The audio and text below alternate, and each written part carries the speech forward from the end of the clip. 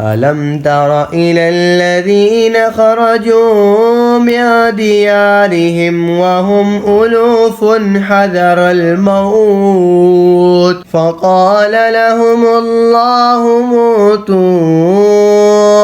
ثم أحياهم إن الله لذو فضل على الناس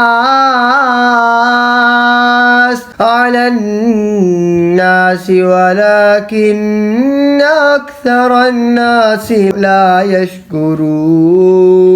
وقاتلوا في سبيل الله واعلموا أن الله سميع عليم ماذا الذي يقرض الله قرضا حسنا فيضاعفه له أضعافا كثيرا والله يقبض ويبسط وإليه ترجعون ألم تر إلى الملأ من بني إسرائيل من بعد موسى إذ قالوا لنبي له ابعث لنا ملكا نقاتل في سبيل الله قال هل عسيتم إن كتب عليكم القتال ألا تقاتلوا قالوا وما لنا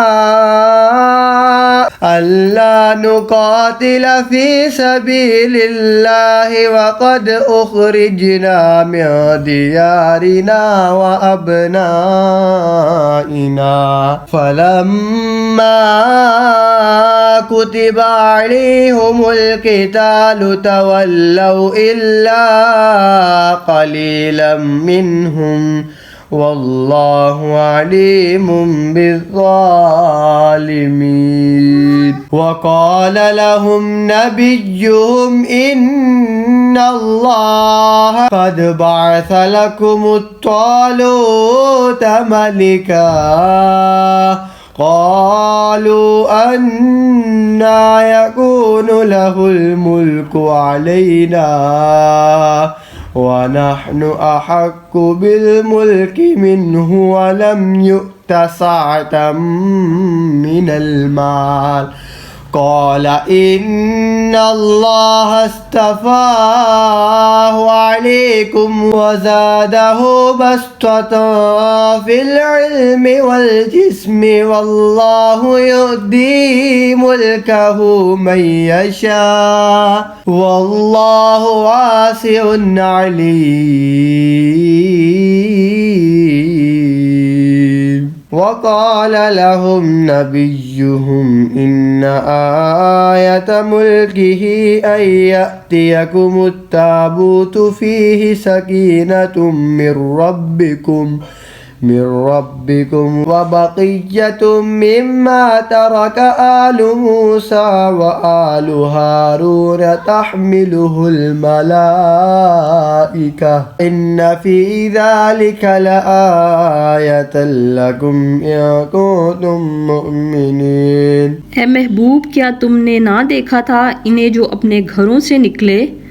اور وہ ہزاروں تھے موت کے ڈر سے تو اللہ نے ان سے فرمایا مر جاؤ پھر انہیں زندہ فرما دیا بے شک اللہ لوگوں پر فضل کرنے والا ہے مگر اکثر لوگ ناشکرے ہیں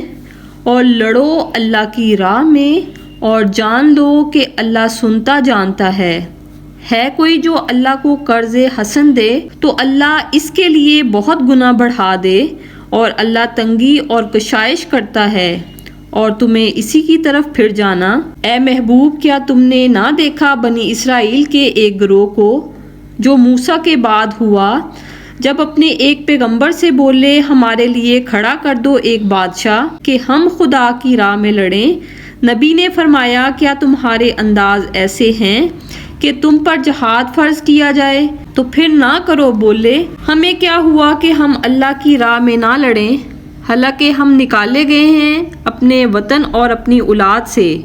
اور پھر جب ان پر جہاد فرض کیا گیا منہ پھیر گئے مگر ان میں کہ تھوڑے اور اللہ خوب جانتا ہے ظالموں کو۔ اور ان سے ان کے نبی نے فرمایا بے شک اللہ نے طالوت کو تمہارا بادشاہ بنا کر بھیجا ہے۔ بولے اسے ہم پر بادشاہی ہی کیوں کر ہوگی، اور ہم اس سے زیادہ سلطنت کے مستحق ہیں، اور اسے مال میں بھی وسعت نہیں دی گئی۔ فرمایا اسے اللہ نے تم پر چن لیا